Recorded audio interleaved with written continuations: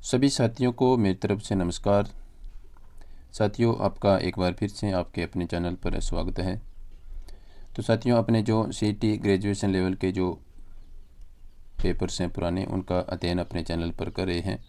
जो साथी नए जुड़ रहे हैं उनके लिए मैं बताना चाहूँगा, तो आप पीछे के जो वीडियो है वो चैनल की प्लेलिस्ट में जा कर के पुराने पेपर्स के देख सकते हैं।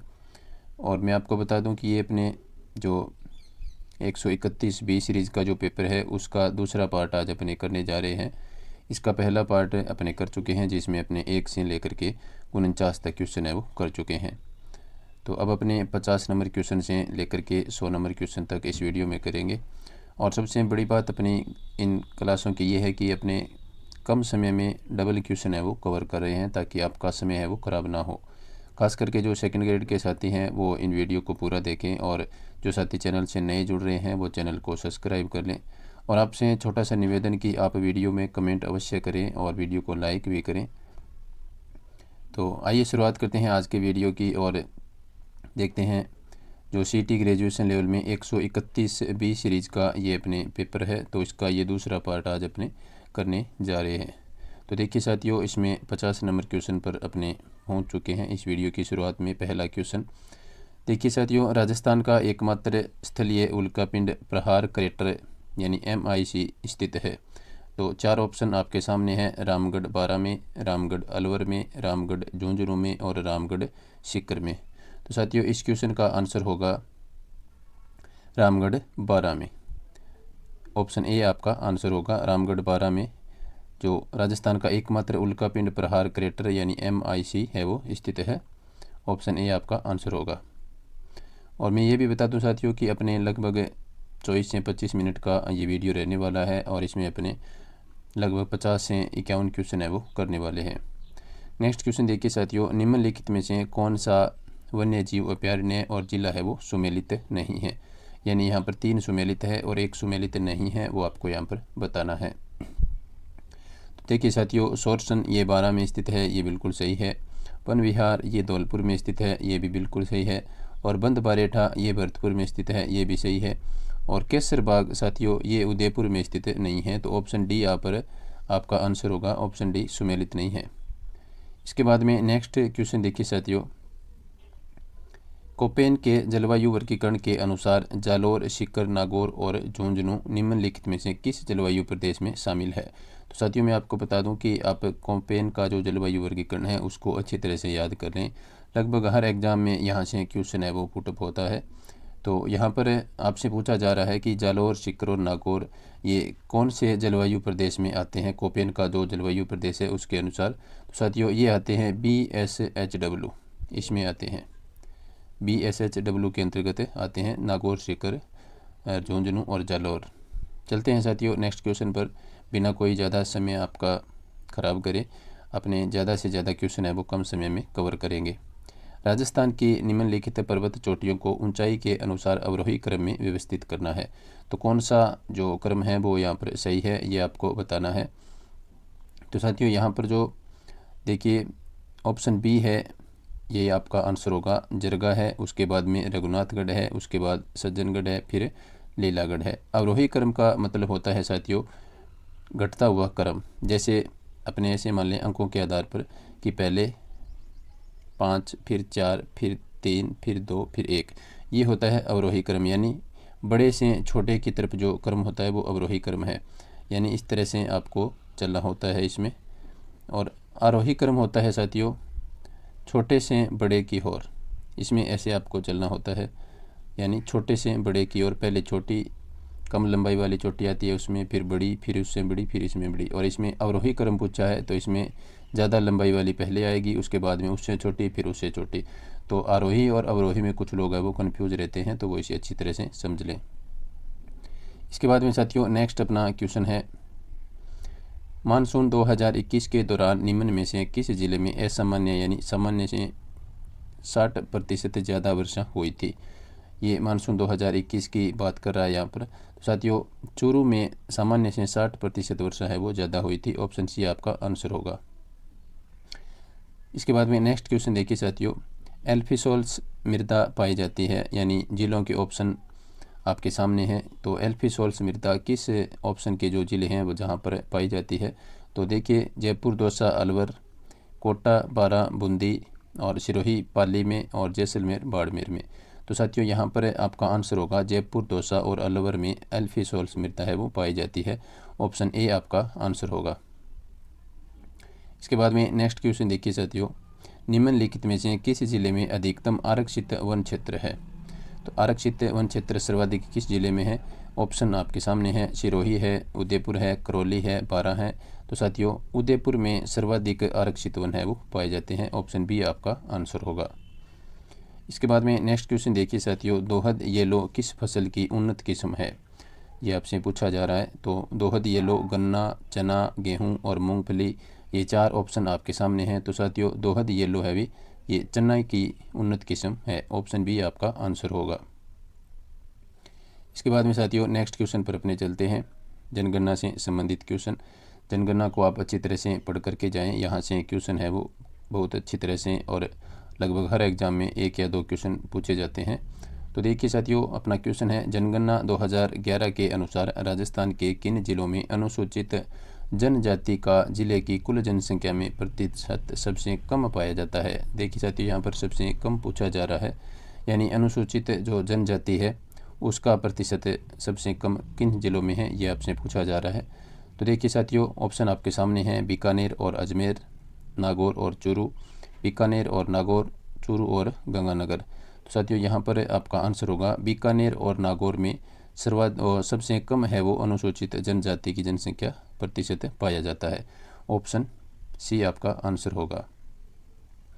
चलते हैं साथियों नेक्स्ट क्वेश्चन पर, निम्नलिखित में से कौन सा जिला राजस्थान का अधिकतम फेल्सपार उत्पादन या फिर फेल्सपार उत्पादक है? यानी सर्वाधिक फेल्सपार उत्पादन का जिला है वो कौन सा है? तो साथियों ऑप्शन आपके सामने हैं, अजमेर, नागौर, राजसमंद और पाली, ये 4 ऑप्शन आपके सामने हैं। तो साथियों यहाँ पर आपका आंसर होगा ऑप्शन ए, अजमेर में सर्वाधिक फेल्सपार का उत्पादन किया जाता है। इसके बाद में साथियों नेक्स्ट क्वेश्चन देखिए, निम्नलिखित नदियों में से कौन अध्यारोपित नदी का उदाहरण है? तो ये आपसे पूछा जा रहा है, अध्यारोपित नदी कौन सी है इनमें? तो साथियों ये एक नया क्वेश्चन था, सीटी में पूछा गया था, तो हो सकता है ये आगे एग्ज़ाम में आए, तो आप इसे अच्छी तरह से याद कर लें। तो इन जो नदियों के नाम हैं इनमें अध्यारोपित नदी है वो है साथियों बनास, इसका आंसर है वो माना गया है। Option C. चलते हैं साथियों नेक्स्ट क्वेश्चन पर, जो कथन से संबंधित क्वेश्चन है इसमें आपको बताना है, राजस्थान का अपने पहला कथन है वो पढ़ रहे हैं, राजस्थान का महाधिवक्ता कार्यालय राज्य पुनर्गठन अधिनियम 1956 के अनुसार राजस्थान राज्य के गठन पर अस्तित्व में आया। तो साथियों यहाँ पर आपको इन कथन के माध्यम से आंसर है वो बताना है। दूसरा कथन है, जीसी कासलीवाल राजस्थान राज्य के प्रथम महाधिवक्ता बने। ये बात बिल्कुल सही है और पहली बात भी यहाँ पर सही प्रतीत हो रही है। तो ऑप्शन कौन सा है ऐसा जिसमें दोनों कथन है वो सही दिए गए हैं? तो साथियों ऑप्शन ए, बी और सी में दोनों कथन है वो सही हैं। तो यहाँ पर आपका आंसर हो जाएगा ऑप्शन सी, यहाँ पर दिए गए दोनों कथन सही है। चलते हैं अपने नेक्स्ट क्वेश्चन पर, राजस्थान विधानसभा का सदस्य रहे बिना कोई व्यक्ति कितने महीने तक राजस्थान के मंत्री पद पर रह सकता है? यानी राजस्थान विधानसभा का सदस्य यदि नहीं हो तो अधिकतम कितने महीने तक कोई व्यक्ति है वो मंत्री का पद धारण कर सकता है, ये आपसे पूछा गया है। ऑप्शन आपके सामने है, 3 महीने, 4 महीने, 6 महीने और 12 महीने। तो साथियों ये आपको पता है एक आसान सा क्वेश्चन है, इसमें आंसर होगा 6 महीने तक वो पद पर बना रह सकता है। ऑप्शन सी आपका आंसर होगा। साथियों आपसे निवेदन कि आप वीडियो के नीचे कमेंट अवश्य करें, क्लासें आपको किस प्रकार की लग रही हैं, और हो सके तो आप क्लासों का समय भी बताएं ताकि उस समय क्लास है वो अपलोड की जा सके। और ज़्यादा से ज़्यादा आप वीडियो को लाइक और शेयर करने का कष्ट करें, यह आपसे मेरा छोटा सा निवेदन है। देखिए साथियों नेक्स्ट क्वेश्चन अपना, आपातकालीन प्रावधानों के बारे में निम्न में से कौन सा कथन है वो सत्य नहीं है? तो साथियों यहाँ पर सत्य नहीं है ये कथन पूछा जा रहा है आपसे। तो देखिए साथियों ऑप्शन आपके सामने है। तो देखिए अनुच्छेद 352 के तहत आपातकाल मंत्रिमंडल की लिखित सहमति के आधार पर ही लाया जा सकता है, ये बात बिल्कुल सही है। राष्ट्रपति शासन किसी राज्य में अधिकतम 3 वर्षों तक लागू रह सकता है। तो साथियों ये बात भी बिल्कुल सही है। मैक्सिमम 3 वर्षों तक है वो राष्ट्रपति शासन है वो किसी भी राज्य में लागू रह सकता है, अवधियों को बढ़ा करके। तीसरा ऑप्शन है राष्ट्रपति शासन राजस्थान राज्य में 4 बार लागू रहा है, तो ये भी बिल्कुल सही कथन है। और चौथा ऑप्शन आपके सामने है 42वें संशोधन द्वारा संविधान में सशस्त्र विद्रोह शब्द है वो जोड़ा गया, तो ये ऑप्शन साथियों गलत है। तो यहाँ पर आपको पूछा गया है जो सत्य नहीं है वो कथन आपको बताना है, तो ऑप्शन डी है वो यहाँ पर सत्य नहीं है, तो आपका आंसर होगा ऑप्शन डी। चलते हैं साथियों नेक्स्ट क्वेश्चन पर। अटल सेवा केंद्र को नया नाम क्या दिया गया है? जो अटल सेवा केंद्र बने हुए हैं जो पहले थे, अब उन्हें नया नाम है वो दे दिया गया है। तो साथियों अटल सेवा केंद्र को जो नया नाम है वो दिया गया है राजीव गांधी सेवा केंद्र। जब से नई गवर्नमेंट आई है तब इन्होंने अटल सेवा केंद्र के नाम है वो बदल करके राजीव गांधी सेवा केंद्र है वो कर दिए हैं, तो यहाँ पर आपका ऑप्शन डी है वो आंसर हो जाएगा। ये करंट जीके के सेक्शन में पूछा गया क्वेश्चन था। इसके बाद में नेक्स्ट क्वेश्चन देखिए साथियों, वर्तमान में राजस्थान उच्च न्यायालय में न्यायाधीशों की संख्या है, यानी वर्तमान में जो राजस्थान उच्च न्यायालय है उसमें न्यायाधीशों की कुल संख्या कितनी है? तो देखिए साथियों उसमें ऑप्शन सी आपका आंसर होगा, 50 न्यायाधीशों की कुल संख्या है। ऑप्शन सी आपका आंसर होगा, यानी न्यायाधीशों की कुल 50 सीटें हैं, ये आपसे पूछा गया है। इसके बाद में नेक्स्ट क्वेश्चन देखिए साथियों अपना, राजस्थान सरकार ने विधायक क्षेत्रीय विकास योजना में 2021-22 के लिए विधायक निधि बढ़ा करके कर दी है। तो साथियों राजस्थान सरकार ने विधायकों को जो निधि के रूप में जो पैसे मिलते हैं उनको बढ़ा करके कितना कर दिया है? तो ये क्वेश्चन आपसे पूछा गया है, ये भी करंट जीके के सेक्शन का ये क्वेश्चन था। तो साथियों विधायक निधि को अब बढ़ा करके 5 करोड़ है वो कर दिया गया है, तो ऑप्शन सी आपका आंसर होगा। ऑप्शन सी 5 करोड़ विधायक निधि वर्तमान में कर दी गई है। नेक्स्ट क्वेश्चन देखिए साथियों, राजस्थान उच्च न्यायालय के मुख्य न्यायाधीश बनने से पहले जस्टिस पंकज मित्तल कहाँ के मुख्य न्यायाधीश थे? तो साथियों ये क्वेश्चन करंट जीके के सेक्शन में पूछा गया था, हालांकि अब इस क्वेश्चन का थोड़ा महत्व कम है। तो इसका आंसर मैं आपको बता दूं कि जम्मू कश्मीर उच्च न्यायालय के ये मुख्य न्यायाधीश रह करके आए थे जब पंकज मित्तल है वो राजस्थान के उच्च न्यायालय के मुख्य न्यायाधीश बने थे। तो आप वर्तमान में जो न्यायाधीश हैं उनको आप याद रखें। इसके बाद में नेक्स्ट अपना क्वेश्चन है साथियों 68 नंबर क्वेश्चन, निम्नलिखित में से गलत युग्म आपको पहचानना है, यानी सीटों की सिर्फ एक तरफ आपको राज्य का नाम दिया गया है और दूसरी तरफ दिया गया है विधानसभा सदस्यों की संख्या। तो आपको जो गलत युग्म है वो यहाँ पर बताना है। तो मणिपुर में साथियों 60 विधानसभा सदस्य है, ये बात बिल्कुल सत्य है। मिजोरम में 40 है, ये बात बिल्कुल सत्य है। और सिक्किम में 32 विधानसभा सदस्यों की संख्या है, ये सही है। तो ऑप्शन बी यहाँ पर असुमेलित है। यहाँ पर मेघालय में विधानसभा सदस्यों की संख्या 50 नहीं है, तो ऑप्शन बी आपका यहाँ पर आंसर होगा। नेक्स्ट क्वेश्चन देखिए साथियों, संविधान से जुड़ा हुआ क्वेश्चन है, निम्न में से कौन सा कथन गलत है, ये आपसे पूछा जा रहा है गलत कथन के बारे में। तो देखिए साथियों संविधान के भाग 4 में अनुच्छेद 152 से अनुच्छेद 237 शामिल है, ये बात बिल्कुल सही है।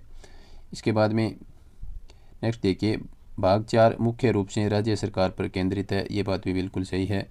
भाग 4 आगे 6 अध्यायों में विभक्त है, ये भी बात बिल्कुल सही है। और तो ऑप्शन डी है भाग 7 केंद्र शासित प्रदेशों से संबंधित है, ये कथन गलत है। तो ऑप्शन डी आपका यहाँ पर आंसर हो जाएगा। चलते हैं साथियों नेक्स्ट क्वेश्चन पर। नेक्स्ट क्वेश्चन ये भी संविधान से संबंधित क्वेश्चन है, कौन सा अनुच्छेद नागरिकों के लिए एक समान सिविल संहिता का उपबंध करता है? तो अनुच्छेद आपके सामने है, अनुच्छेद 42, अनुच्छेद 44 और अनुच्छेद 43 और अनुच्छेद 45। तो साथियों यहाँ पर अनुच्छेद 44 आपका आंसर होगा, जो कि समान सिविल संहिता का उपबंध करता है। ऑप्शन बी आपका यहाँ पर आंसर होगा। इसके बाद में नेक्स्ट क्वेश्चन देखिए साथियों, भारत में पहली बार संपत्ति कर कब पेश किया गया? तो ऑप्शन आपके सामने है 1991 में और 1948 में, 1976 में और 1957 में। तो साथियों यहाँ पर आपका आंसर होगा ऑप्शन डी, 1957 में भारत में पहली बार संपत्ति कर है वो पेश किया गया। नेक्स्ट क्वेश्चन देखिए साथियों, राष्ट्रीय आय लेखा का वर्तमान आधार वर्ष कौन सा है? जो राष्ट्रीय आय लेखा है उसका आधार वर्ष वर्तमान में कौन सा है, तो ये आपसे पूछा गया है। तो साथियों यहाँ पर आपका आंसर होगा ऑप्शन ए है वो आपका आंसर हो जाएगा। CSO ने 2004-05 से बदलकर 2011-12 को जो राष्ट्रीय आय लेखा का वर्तमान आधार वर्ष है वो घोषित कर दिया है। तो ऑप्शन ए आपका आंसर होगा। इसके बाद में नेक्स्ट क्वेश्चन देखिए साथियों, 11वीं पंचवर्षीय योजना की मूल अवधारणा थी। तो साथियों 11वीं पंचवर्षीय योजना की मूल अवधारणा क्या थी? ऑप्शन आपके सामने है, सामाजिक न्याय और समानता के साथ विकास और मानव संसाधन विकास, मानव भलाई, तेज और अधिक समावेशी विकास।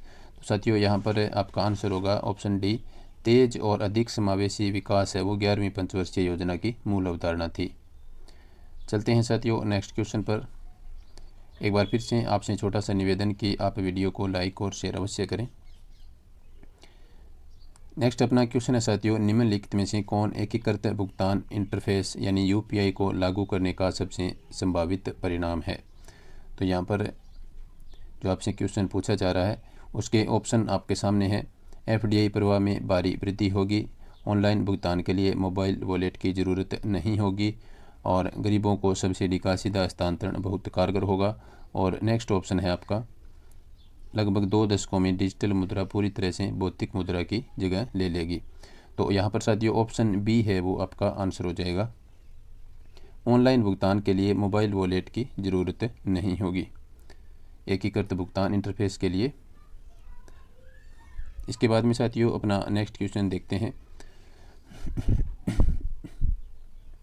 आय की असमानता को मापा जाता है। तो ये एक थोड़ा सा कठिन क्वेश्चन था। तो देखिए साथियों ऑप्शन आपके सामने है, लोरेंज वक्र, गिनी गुणांक, गरीबी रेखा और सापेक्ष गरीबी। तो इनमें से कौन से ऑप्शन है वो सही है ये आपको बताना है। तो यहाँ पर साथियों ऑप्शन सी है वो आंसर माना गया है। तो देखिए इसमें दिया है ऑप्शन 1, 2 और 4 ये सही है, यानी लोरेंज वक्र से मापा जाता है और गिनी गुणांक से मापा जाता है और सापेक्ष गरीबी के अनुसार मापा जाता है। तो ऑप्शन 1, 2 और 4 इसमें सही है, ऑप्शन सी आपका आंसर होगा। नेक्स्ट क्वेश्चन है साथियों अपना, निम्न में से पीली क्रांति किससे संबंधित नहीं है? तो आपसे नहीं है ये पूछा जा रहा है, यानी 3 इसमें सही है और एक ऑप्शन है वो गलत है। तो साथियों यहाँ पर आपका आंसर होगा जो पीली क्रांति है वो चने से संबंधित नहीं है, ऑप्शन सी आपका आंसर होगा। नेक्स्ट क्वेश्चन देखिए, निम्नलिखित में से कौन सा राज्य भारत में कृषि आयकर लगाने वाला पहला राज्य है? ये अच्छा क्वेश्चन है साथियों, करंट जीके के सेक्शन में ये पूछा गया है। तो साथियों ये इसमें देखिए ऑप्शन आपके सामने है, मध्य प्रदेश, महाराष्ट्र, पश्चिम बंगाल और बिहार। तो भारत में कृषि आयकर लगाने वाला पहला राज्य हो जाएगा साथियों ऑप्शन डी आपका आंसर होगा, बिहार। बिहार में भारत में सबसे पहले कृषि आयकर लगाने का कार्य वो किया गया है। चलते हैं साथियों नेक्स्ट क्वेश्चन पर। नेक्स्ट क्वेश्चन में आपको ऑप्शन के अनुसार बताना है कौन से ऑप्शन है वो सही है। तो इसमें देखिए क्वेश्चन है आपका, निम्नलिखित में से कौन सा कर भारतीय संविधान की राज्य सूची के अंतर्गत आता है? तो ऑप्शन आपके सामने है, स्टाम्प शुल्क, कस्टम शुल्क, लग्जरी टैक्स, मनोरंजन टैक्स। तो देखिए साथियों इसमें से ऑप्शन आपके सामने है कि कौन कौन से इसमें 2 सही है ये आपको बताना है। तो साथियों इसमें आपका आंसर होगा ऑप्शन ए, यानी तीसरा और चौथा जो ऑप्शन है ये बिल्कुल सही है। लग्जरी टैक्स और मनोरंजन टैक्स है वो भारतीय संविधान की राज्य सूची के अंतर्गत आते हैं। कौन से? लग्जरी टैक्स और मनोरंजन टैक्स। तो इसके अनुसार आपका ऑप्शन ए है वो सही हो जाएगा। नेक्स्ट क्वेश्चन देखिए साथियों, निम्नलिखित में से किसे ई कॉमर्स के 3 चरण नहीं माना जाता है? तो देखिए साथियों 79 में आपसे ई कॉमर्स के 3 चरण नहीं माना जाता ये पूछा जा रहा है। तो साथियों यहाँ पर आपका आंसर होगा संरक्षण, ऑप्शन बी आपका आंसर होगा। नेक्स्ट अपना क्वेश्चन देखिए साथियों, 15वें वित्त आयोग ने सिफारिश की कि राज्यों की वर्टिकल हिस्सेदारी, यानी आपको यहाँ पर बताना है कि 15वें वित्त आयोग के अनुसार जो राज्यों की वर्टिकल हिस्सेदारी है वो कितनी है? तो साथियों यहाँ पर आपका जो आंसर होगा वो ऑप्शन ए है, 2021-22 से 2025-26 तक 41% रखी जाए। ऑप्शन ए आपका आंसर होगा। नेक्स्ट क्वेश्चन देखिए साथियों, गेहूं एवं दलहन पर राष्ट्रीय खाद्य सुरक्षा मिशन यानी NFSM राजस्थान में किस वर्ष प्रारंभ किया गया? यानी NFSM किस वर्ष है वो राजस्थान में प्रारंभ किया गया था? तो ऑप्शन आपके सामने है 2006-07 में, 2007-08 में, 2008-09 में और 2009-10 में। तो साथियों यहाँ पर आपका आंसर होगा 2007-08 में राजस्थान में NFSM लागू किया गया।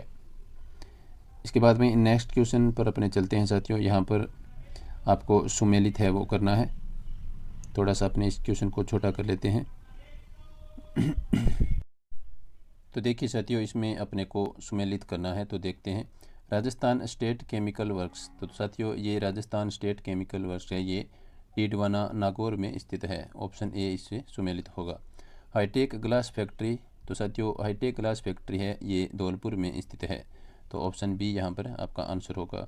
इसके बाद में मेवाड़ शुगर मिल्स। तो साथियों ये भोपाल सागर में स्थित है और JK सीमेंट वर्क्स ये चित्तौड़गढ़ में स्थित है। यानी ऑप्शन ए के साथ 1 है, 2 के साथ 2 है और 3 के साथ 3 और 4 के साथ 4। तो ये ऐसा कौन से ऑप्शन में है ये आप देख सकते हैं। तो यहाँ पर साथियों ऑप्शन सी में ये दिया गया है। तो यहाँ पर आपका आंसर होगा ऑप्शन सी। चलते हैं साथियों अपने नेक्स्ट क्वेश्चन पर। नेक्स्ट क्वेश्चन आपके सामने है। पूछा गया है साथियों, राजस्थान जन आधार प्राधिकरण अधिनियम 2020 प्रभावी हुआ। यानी किस तारीख से राजस्थान जन आधार प्राधिकरण अधिनियम है वो प्रभावी हुआ था? तो ऑप्शन आपके सामने है। तो 18 दिसंबर 2019 से, 3 मार्च 2020 से और 7 मई 2020 से, 31 दिसंबर 2020 से। तो साथियों यहाँ पर आपका आंसर होगा ऑप्शन ए 18 दिसंबर 2019 से राजस्थान जन आधार प्राधिकरण अधिनियम 2020 है वो प्रभावी हुआ था। नेक्स्ट क्वेश्चन देखिए साथियों, राजस्थान के प्रमुख सरसों उत्पादक जिलों का सही युग्म कौन सा है? तो देखिए साथियों, अजमेर नागौर ऑप्शन ए है, बी है बीकानेर जैसलमेर, तीसरा है अलवर जयपुर और चौथा ऑप्शन है करौली सवाई माधोपुर। तो साथियों यहाँ पर आपका आंसर होगा, जो राजस्थान में प्रमुख सरसों उत्पादक जिलों के जो युग्म है उसमें अलवर और जयपुर आपका आंसर हो जाएगा ऑप्शन सी। चलते हैं नेक्स्ट क्वेश्चन पर साथियों, राजस्थान के सकल राज्य मूल्यवर्धन के आधार पर 2011-12 कीमतों पर वर्ष 2021-22 में अग्रिम अनुमान यानी कृषि एवं संबद्ध क्षेत्र का योगदान है वो कितना है? तो साथियों ये आर्थिक समीक्षा से पूछा गया क्वेश्चन है। तो आप अब जो नई आर्थिक समीक्षा जो जारी की गई थी उसको आप अच्छी तरह से पढ़ करके जाएं, यहाँ से क्वेश्चन पूछे जाने की पूरी संभावना है। तो साथियों यहाँ पर जो आपका आंसर होगा ऑप्शन डी, जो 28.25% है वो कृषि एवं संबंधित क्षेत्र का योगदान इसमें था। ऑप्शन डी आपका आंसर होगा। नेक्स्ट क्वेश्चन देखिए साथियों, राजस्थान के लिए जल जीवन मिशन योजना में केंद्र तथा राज्य की सहभागिता क्रमशः है। ऑप्शन आपके सामने है 75-25, 50-50, 25-75 और 80-20। तो साथियों यहाँ पर आपका आंसर होगा 50-50% है वो भागीदारी है केंद्र और राज्य की, जो राजस्थान के लिए जल जीवन मिशन योजना है इसमें। ऑप्शन बी आपका आंसर होगा। इसके बाद में नेक्स्ट क्वेश्चन देखिए साथियों, किस वर्ष में राजस्थान की पहली हस्तशिल्प नीति जारी की गई? तो ऑप्शन आपके सामने हैं 2019, 2018, 2022, 2021। तो साथियों राजस्थान की पहली हस्तशिल्प नीति है वो 2022 में जारी की गई। ऑप्शन सी आपका आंसर होगा। इसके बाद में नेक्स्ट क्वेश्चन देखिए साथियों, इंडस्ट्रियल पार्क रेटिंग सिस्टम यानी IPRS रिपोर्ट 2.0 के अनुसार राजस्थान में कितने पार्कों को लीडर के रूप में दर्जा दिया गया है? तो ऑप्शन आपके सामने है 11, 14, 17 और 20। तो यहाँ पर साथियों आपका आंसर होगा 17 पार्कों को लीडरशिप का दर्जा है वो दिया गया है। ऑप्शन सी आपका आंसर होगा। नेक्स्ट क्वेश्चन देखिए साथियों, निम्नलिखित में से कौन सा सुमेलित नहीं है, ये आपसे पूछा जा रहा है। यानी 3 सुमेलित है और 1 सुमेलित नहीं है। इसमें एक तरफ सिंचाई परियोजना दी गई है और दूसरी तरफ जिला दिया गया है। तो देखिए साथियों, पांचना ये करौली में स्थित है, बिल्कुल सही है। मानसी वाकल ये डूंगरपुर, इसके बाद ओराई चित्तौड़गढ़ और कुड्डा बूंदी। तो साथियों यहाँ पर ऑप्शन बी है ये सुमेलित नहीं है, तो आपका ऑप्शन बी आंसर होगा। ये सुमेलित नहीं है, बाकी तीनों ऑप्शन है वो सुमेलित है। इसके बाद में नेक्स्ट क्वेश्चन देखिए साथियों, रिको द्वारा 4 एग्रो फूड पार्क विकसित किए गए हैं। तो साथियों आपको बताना है कि जो रिको ने अपने जो 4 एग्रो फूड पार्क जो विकसित किए हैं वो कौन कौन से ज़िलों में हैं, ये आपसे पूछा जा रहा है।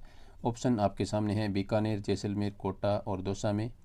ऑप्शन बी धौलपुर, अलवर, बाड़मेर और अजमेर। ऑप्शन सी जोधपुर, कोटा, अलवर और गंगानगर। और चौथा है अजमेर, कोटा, जोधपुर और जयपुर। तो साथियों यहाँ पर आपका आंसर होगा ऑप्शन सी, जोधपुर, कोटा, अलवर और गंगानगर में ये 4 एग्रो फूड पार्क है वो विकसित किए गए हैं। इसके बाद में नेक्स्ट क्वेश्चन पर अपने चलते हैं। केंद्रीय परिवहन मंत्री नितिन गडकरी किस राज्य में 2300 करोड़ की 119 किलोमीटर की 6 राष्ट्रीय राजमार्ग परियोजना का उद्घाटन और शिलान्यास किया था? यानी ये वो उसमें जो करंट जीके का सेक्शन था उसमें ये क्वेश्चन पूछा गया था। तो ऑप्शन आपके सामने है मध्य प्रदेश में, राजस्थान में, असम में और उत्तराखंड में। तो साथियों इन्होंने ये किया था मध्य प्रदेश में, इन्हें 6 राष्ट्रीय राजमार्ग परियोजनाओं का उद्घाटन किया था मध्य प्रदेश में। तो ऑप्शन ए आपका आंसर होगा।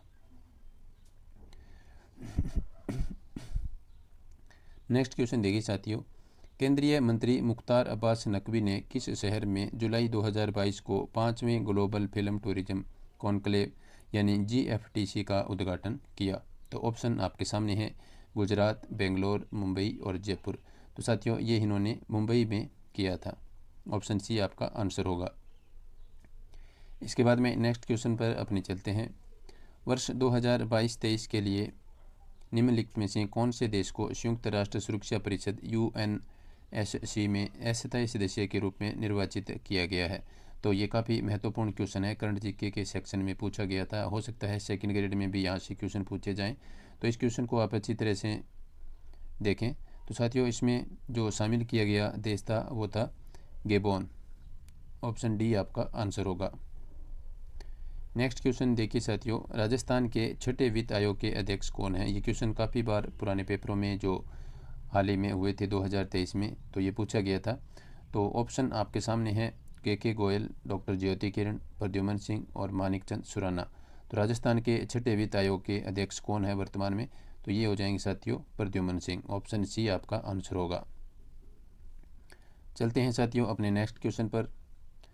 राजस्थान के बजट 2021-22 में इंदिरा गांधी शहरी क्रेडिट कार्ड योजना में कितनी राशि तक ब्याज मुक्त ऋण उपलब्ध करवाने की घोषणा की गई? 20,000, 50,000, 70,000 और 1 लाख। ये ऑप्शन आपके सामने है। तो साथियों ये योजना है जिसमें 50,000 रुपये तक ब्याज मुक्त ऋण है वो उपलब्ध करवाने की घोषणा की गई। तो ऑप्शन बी आपका आंसर होगा। तो साथियों यहाँ पर बजट 2021-22 की बात की गई है, तो आप वर्तमान में जो 2023-24 का बजट है उसको आप अच्छी तरह से देख करके जाएं। तो 2023 और 24 का जो बजट है उसको आप अच्छी तरह से पढ़ें। इसके बाद में नेक्स्ट क्वेश्चन देखिए साथियों, कैप्टिव एनिमल स्पॉन्सरशिप स्कीम का उद्देश्य क्या है? ऑप्शन आपके सामने है गौशाला में गायों को आमजन संस्था आदि को गोद देना, जैविक उद्यानों में वन्य जीव को आमजन संस्था आदि को गोद देना और अभयारण्य के वन्य जीव को आमजन संस्था आदि को गोद देना और पक्षीशाला के पक्षियों को आमजन संस्था आदि को गोद देना। तो कैप्टिव एनिमल स्पॉन्सरशिप स्कीम के अंतर्गत साथियों जैविक उद्यानों में वन्य जीव को आमजन को गोद देने का उद्देश्य है वो रखा गया है। तो ऑप्शन बी आपका यहाँ पर आंसर होगा। चलते हैं साथियों नेक्स्ट क्वेश्चन पर।